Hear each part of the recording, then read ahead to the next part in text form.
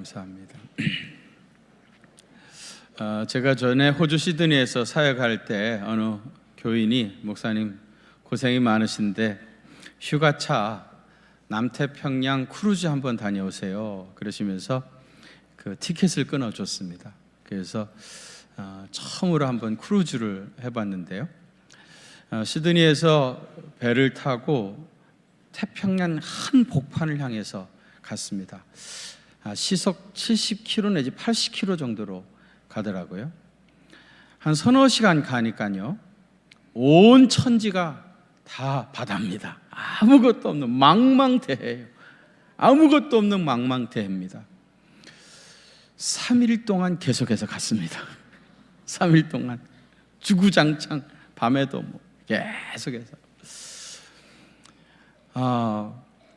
내가 걱정할 일은 아닌데 뭐 육지처럼 무슨 이정표가 있습니까? 안내해 주는 사람이 있습니까?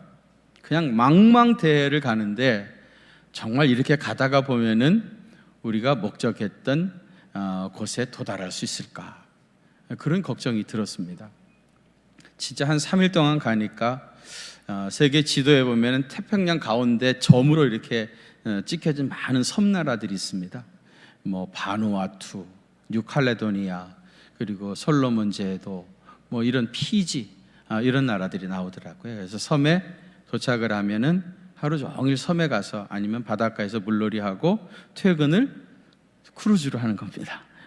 그러면 자고 있으면은 또 밤에 또 이동해가지고 또 다른 섬나라에 가가지고 또 하루 놀고 이런 식으로 여행을 했었습니다. 지금이야 인공위성이 있어서 크루즈의 위치를 추적하면서 항해를 하겠지만은 옛날 그 인공위성이 없는 그 망망대해 말이죠. 나침반 하나 믿고 항해하던 대서양이나 태평양을 건넜던 그 시대를 생각해 볼 때에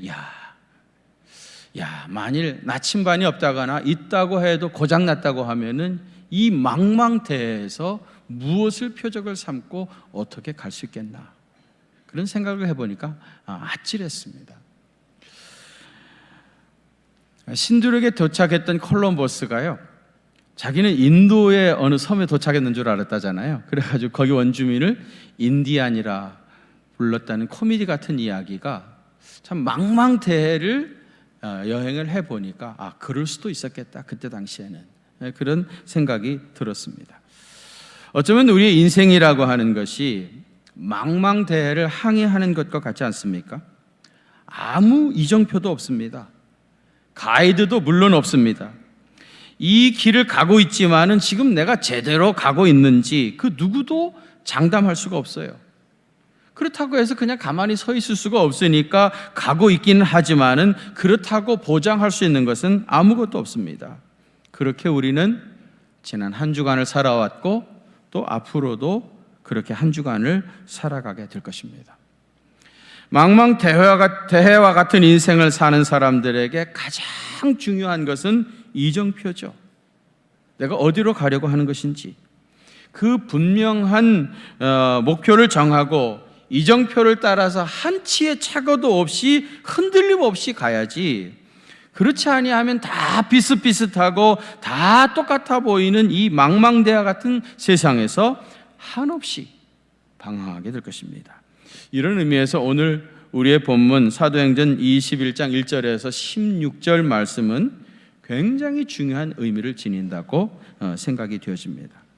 사도 바울이 3차 전도 여행을 마치고 예루살렘으로 돌아가는 그 여정을 아주 구체적으로, 어떻게 보면 필요 이상으로 더 구체적으로 아주 잘 설명해 주고 있습니다. 먼저 1절에서부터 6절까지는 배를 타고 밀레도에서 두로까지 간 이야기인데요. 바울은 밀레도에서 에베소 장로님들을 초청해 가지고 거기서 석별의 정을 나누고 작별한 후에 배를 타고 가급적이면 오순절 안에 예루살렘에 도착하기 위해서 일정을 굉장히 서둘렀습니다. 그래서 본문 1절에서부터 3절에 보시면은요, 우리 한번 같이 봉독하실까요? 시작. 우리가 그들을 작별하고 배를 타고 바로 고스로 가서 바다라로 가서 베니게로 건너가는 배를 만나서 타고 가다가 구브로를 바라보고 이를 왼편에 두고 수리아로 항해하여 두로에서 상륙하니 거기서 배의 짐을 풀려 함이로라. 아멘. 여기 보시면은 이 고스라고 하는 섬은요, 아주 작고 비옥한 섬인데요, 의사의 아버지가 누구죠? 히포크라테스죠. 히포크라테스의 고향입니다. 그래서 이 고스에 상당히 큰 규모의 의과 대학이 있다고 그러고요. 이 로도라고 하는 곳은 뭐냐면요, 장미를 굉장히 많이 생산하던 장미의 섬이었습니다. 그래서 로도라고 하는 말은 로즈, 장미라고 하는 말에서 온 것입니다. 장미의 섬으로 유명하고요. 바다라라고 하는 이 섬은요, 아름다운 항구 도시이자 큰 상업 도시였다고 그래요. 아폴로 신전이 있었고요. 아폴로의 아들이 파투루스인데 그 파투루스의 이름을 따서 파트라라고 이름을 정한 겁니다. 그만큼 아폴로 신을 잘 섬겼던 그런 섬이었고요. 이 바다라에서 쉬지 않고 계속해서 남쪽으로 구브로, 키프로스를 향해서 가다가 이 구브로 섬을 왼편에 두고 지나가서 두로에 도착해서 배에서 내렸다고 합니다. 이 두로는 페니키아죠. 베니게라고 하는 나라의 항구 도시였는데 성경에서 늘 시돈과 함께 두로와 시돈 그러잖아요. 항상 우상 숭배 많이 하고 타락한 도성을 대표하는 그러한 도시였습니다. 4절에 보면 두로에서 이 바울이 2일을 머물렀다고 그래요. 7일 동안 있었는데 여러 날이 지나고 우리가 떠나갈 때 다 그 처자와 함께 성문 밖에 나와서 전송하고 바닷가에 무릎을 꿇고 기도하고 서로 작별했다고 그래요. 이 작별했다라고 하는 말이요, 헬라어로 아포라고 하는 말하고 스파오라는 말의 합성어인데, 이 아포는 뭐냐면은 어떤 사람이나 물건이 딱 붙어 있는 거를요 이렇게 어지러 떼어 놓는 거를 말하고요, 스파오는 강한 힘으로 끌어다니는 거예요. 그러니까 이 두로에서 성도들하고 바울이 말이죠, 떨어지지 않으려고, 바울이 지금 예루살렘에 가게 되어지면은 붙잡혀 죽게 되니까 성도들이 가지 말라고 그냥 꽉 붙잡고 있는 거를 억지로 떼어가지고 강한 힘으로 떼어서 결국은 그들과 작별하고 계속해서 이제 내려가게 되어집니다. 7절에서부터 14절까지는요 육로로 두로에서부터 가이사라까지 간 이야기인데요, 두로에서 배에서 내려 이제 육로로 걸어갑니다. 두로에서 바닷가 해변길을 따라서 남쪽으로 약 35km 정도 지점에 위치한 작은 항구 도시가 돌레마이라고 하는 곳입니다. 우리 지도에는 악고라고 표시가 되어 있는데요, 원래 이 도시는 악고였는데 주전 300년경에 헬라의 프톨레마이오스가 자기 이름을 따가지고 이 도시의 이름을 바꿨어요. 그래서 프톨레마이오스가 자기 이름을 따가지고 악고를 돌레마이라고 계칭을 했습니다. 이 돌레마이는 고대 페니키아 시대의 항구 도시로서 굉장히 번영했던 그런 도시였습니다. 여기서 하루 있다가 이튿날 다시 남쪽으로 한 50km 정도 떨어져 있는 곳에 가이사라라고 하는 곳에 도착하게 되어집니다. 가이사라는요 지금도 상당히 발전했던 그런 도시인데요, 그때 당시에 그 로마의 총독이 이 가이사라에 주둔했습니다. 로마에서부터 배를 타고 오기에 이 팔레스틴 쪽으로 올 때에 가이사라가 제일 가깝고 편한 곳이었기 때문에 여기에 이제 로마의 총독이 있었기 때문에 팔레스틴의 행정, 정치의 주요 도시가 이 가이사라였었습니다. 이 사도 바울이 가이사라에서 빌립 집사의 집에서 유했다고 그래요. 이 빌립은 사도행전 8장에 보면 사마리아의 복음을 전했던 최초의 집사죠. 그리고 이제 그의 딸들이 있었는데 그 딸들이 다 처녀로 예언하는 자라고 그랬어요. 아버지 빌립은 사마리아의 최초의 전도자였고 또 그 딸들은 예언하는 자로 온 가족이 주님께 귀하게 쓰임받았던 그런 가족입니다. 바울이 이 빌립의 집에서 여러 날 머물러 있었다고 그래요. 아까 말씀드린 대로 오순절 안에 예루살렘에 가기 위해서 굉장히 서둘러 가지고 이렇게 여기까지 왔는데 얼마나 지쳤겠습니까? 그래서 이제 여독을 풀기 위해서 이 빌립의 집에서 오랫동안 쉬면서 이제 여독을 풀었고, 그 다음에 다행히 오순절까지 가기에는 시간적 여유가 조금 남아가지고 이 빌립의 집에서 좀 머물러 있으면서 예루살렘에 가서 어떻게 전도를 할 것인가 하는 구체적인 구상을 했었다고 합니다. 그런데 이 빌립의 집에 있을 때에 예루살렘에서 아가보라고 하는 선지자가 올라왔습니다.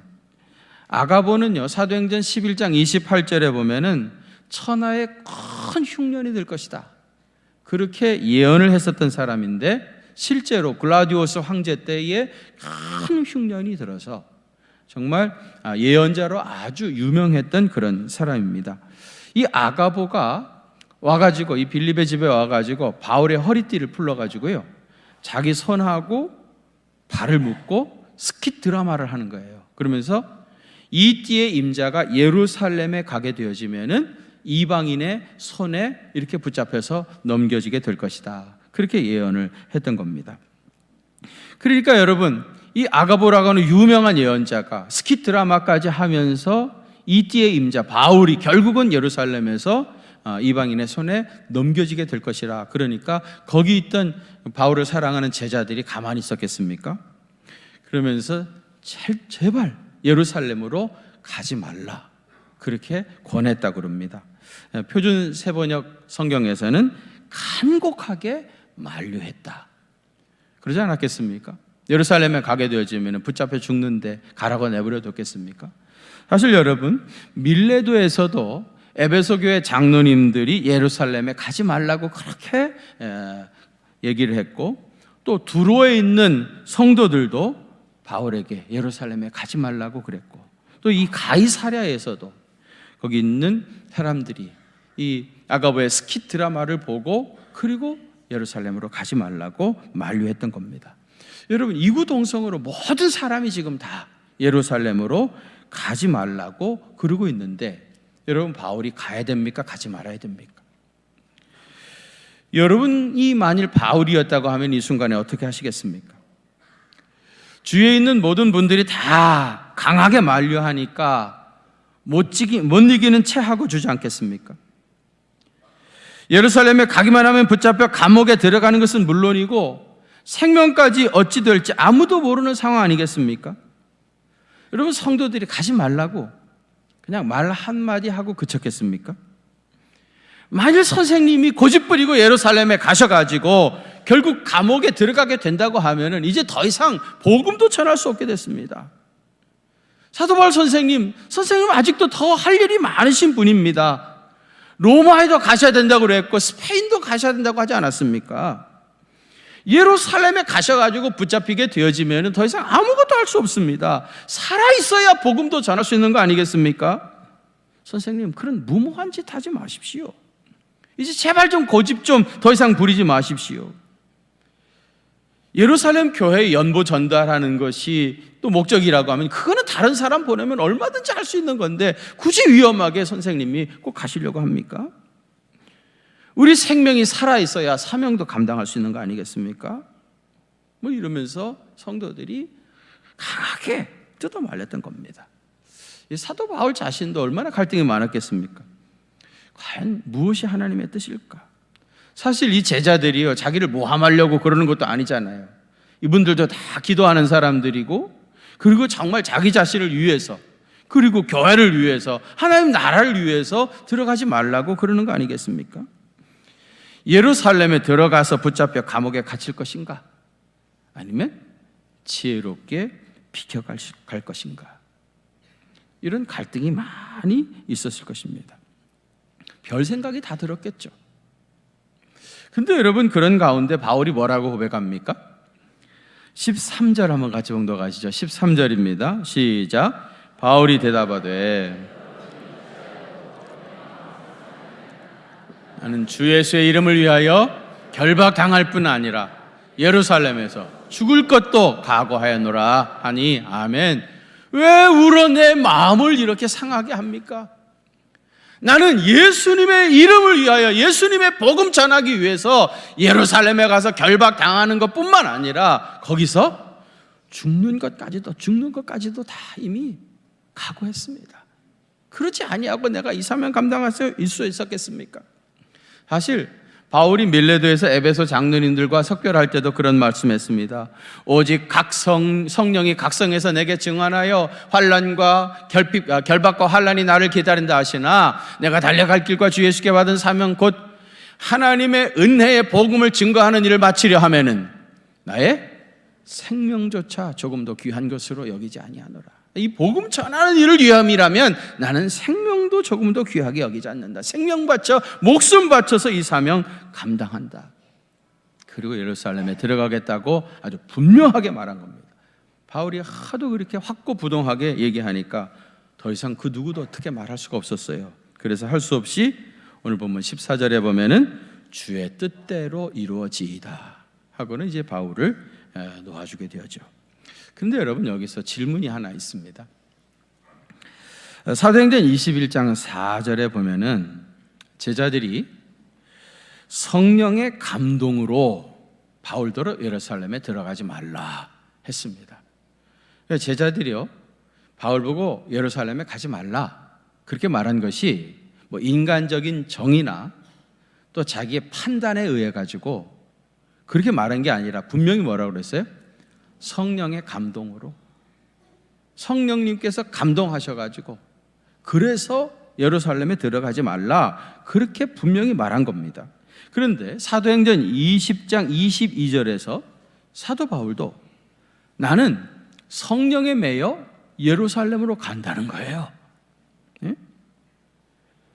제자들은 성령의 감동으로 예루살렘에 들어가지 말라고 그랬고 바울은 성령에 매여 예루살렘으로 들어간다는 겁니다. 여러분, 제자들이 말하는 성령님과 사도 바울이 말하는 성령님이 다른 분입니까? 다른 성령입니까? 그분이죠. 그런데 누구는 성령의 감동을 받아가지고 예루살렘에 들어가지 말라고 그러고 누구는 성령에 매여가지고 예루살렘에 들어가겠다고 그러고 여러분 누구 말이 맞는 겁니까? 이게 어떻게 된 겁니까? 다 성령의 감동으로 성령의 인도함을 받아서 그런다고 하는데 도대체 누구 말이 맞는 겁니까? 서로 정반대 이야기를 하고 있기 때문에 누구 하나는 틀린 것이고 누구 하나는 맞는 것입니까? 제자들과 바울에게 역사하셨던 성령이 같은 성령입니까? 다른 성령입니까? 당연히 같은 성령님이시죠. 그런데 왜 정반대의 말을 서로 하고 있는 겁니까? 제자들에게 임하셨던 성령은 바울이 예루살렘에 들어가면은 결박을 당하고 환난을 겪게 될 것이다 하는 것을 알려주신 겁니다.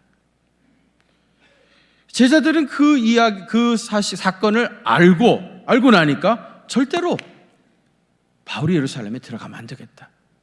그래서 강하게 만류한 거예요. 가면 틀림없이 붙잡혀가지고 어려움을 겪게 되니까 들어가지 마세요. 그렇게 만류해야 맞는 거죠. 그렇지 않아요? 뭐 가서 붙잡히든지 말든지 죽든지 말든지 자기가 다 알아서 하겠지. 애들도 아닌데 뭐. 예? 그리고 가만히 있으면 되겠습니까? 가면 틀림없이 붙잡힌 거. 그리고 많은 환난을 겪게 되어지니까 절대로 안 됩니다. 무슨 일이 있어도 안 됩니다. 그리고 그 길을 막은 겁니다. 그러니까 제자들이 잘한 겁니까? 잘못했습니까? 잘한 거죠. 왜 대답이 시원찮아요? 당연히 그렇게 했어야죠. 잘한 겁니다. 그런데 사실은 제자들뿐만 아니라 사도 바울에게도 같은 성령님께서 예루살렘에 들어가면 환난과 결박이 기다리고 있다 하는 것을 이미 말씀해 주셨어요. 그게 사도행전 20장 23절입니다. 그러니까 성령님은 제자들에게도 바울에게도 예루살렘에 들어가면 붙잡혀 감옥에 갇히게 된다는 사실을 알려준 겁니다. 그러나 바울에게 임하셨던 그 성령님은요, 그럼에도 불구하고 예루살렘에 들어가서 자기 목숨을 바쳐 사명을 감당할 것을 요구하신 겁니다. 그래서 사도 바울은 나는 성령에 매여, 다르게 말하면 성령의 이끌림을 받아 성령의 감동함을 받아 환난과 죽음이 기다리고 있는 예루살렘에 들어가서 자기 사명인 복음 전파하는 일을 하겠다고 나섰던 겁니다. 여러분, 우리는 늘 생명이냐 사명이냐 하는 귀로에 서게 되어집니다. 살자고 하니까 사명을 감당할 수 없고, 사명을 다하려다 보니까 먹고 살기가 힘든 것 같습니다. 제일 좋게는 평안하게 잘 살면서 사명도 감당하면 이건 그야말로 금상첨화인데, 그런 경우는 그리 많지 못합니다. 늘 우리는 생명과 사명, 그 선택의 귀로에 맞닥뜨릴 때가 많습니다. 그런데 여러분, 오늘 본문을 통해서 우리가 분명히 기억해야 할 것은, 환난 당하는 것이 두려워서 자기 사명 잃어버리게 되면 결국 두 가지 다 잃어버리게 되십니다. 여러분, 뒤집어서 한번 생각해 보자고요. 여러분, 지금 사시는 것이 괜찮습니까? 먹고 살만 하십니까? 지금 우리가 사는 것조차 힘든 것이요, 자기 사명 감당하다가 이렇게 된 겁니까? 우리가 사명 붙잡고 살다가 지금 이렇게 어렵게 된 겁니까?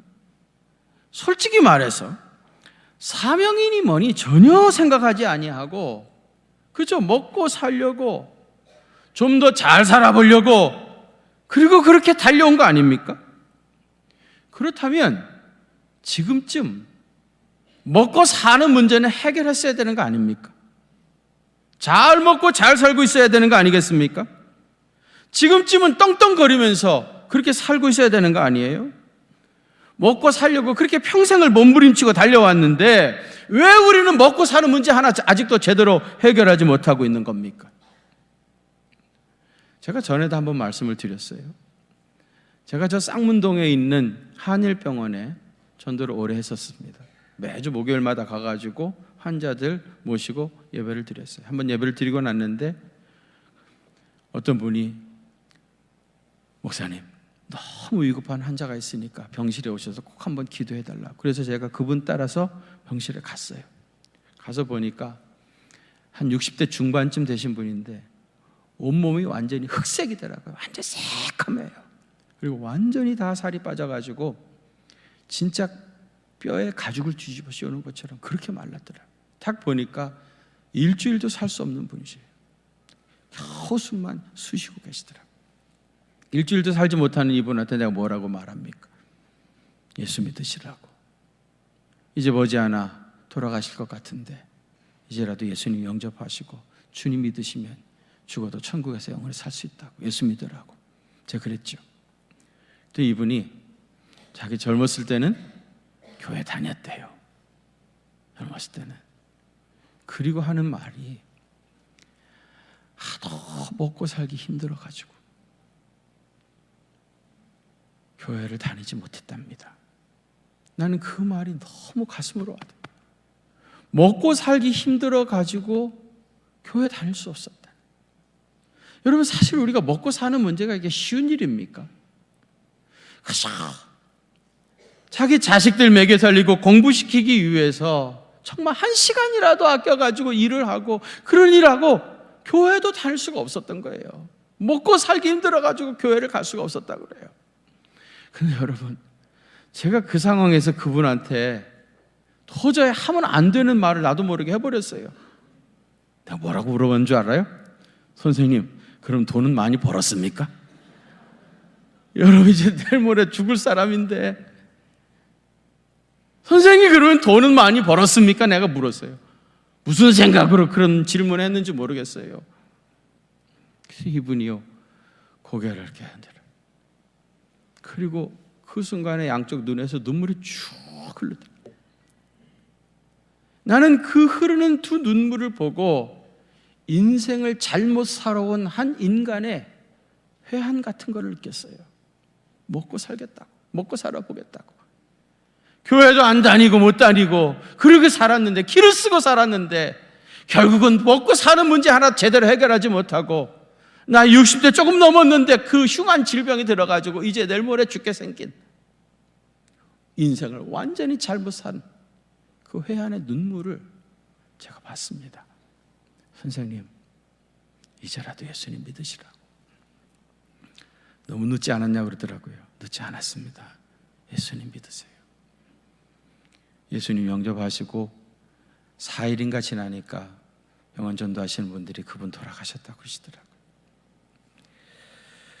예수님께서 마가복음 8장 35절에서 누구든지 자기 목숨을 구원하고자 하면 어떻게 된다고요? 잃을 것이요, 누구든지 나와 복음을 위해서 자기 목숨을 잃으면 구원하리라 그랬습니다. 주님과 함께 죽겠다고 하면 오히려 살고요, 자기 목숨 구하겠다고 하면 오히려 죽습니다. 이것이 우리 기독교가 가지고 있는 역설적 진리입니다. 주님이 내가 맡겨주신 사명 감당하겠다고 죽음도 두려워하지 않으면 실제로 사명도 감당할 수 있고요, 오히려 복도 받고요, 자녀 손들도 잘 되고 풍성한 삶을 살 수 있습니다.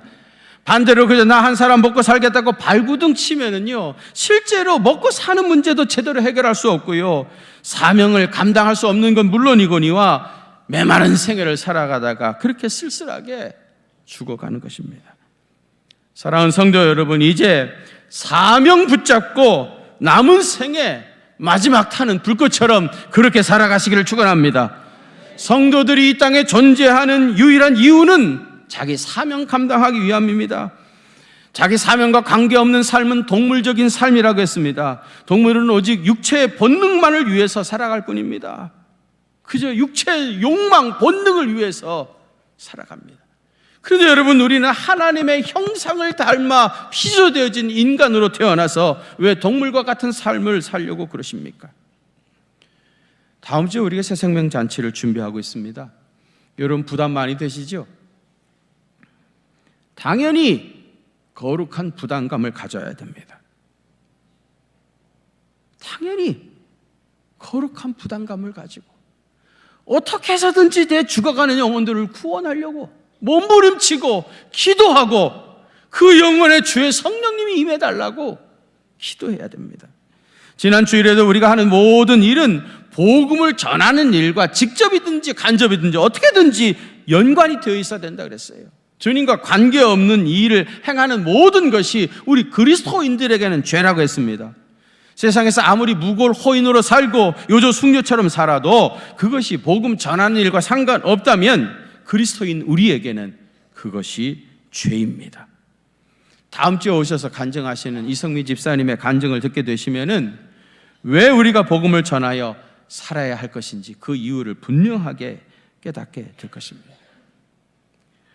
복음 전하는 이 사명을 위해 살아가시기를 축원합니다.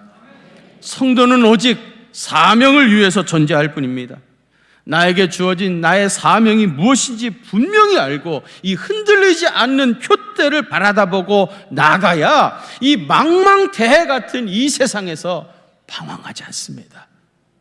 우리가 꿈꿨던 땅에, 목표했던 곳에 어느 순간에 도달할 수 있습니다. 이 사명 감당하기 위해서 마지막 타는 불꽃처럼 그렇게 살아가시길 바랍니다.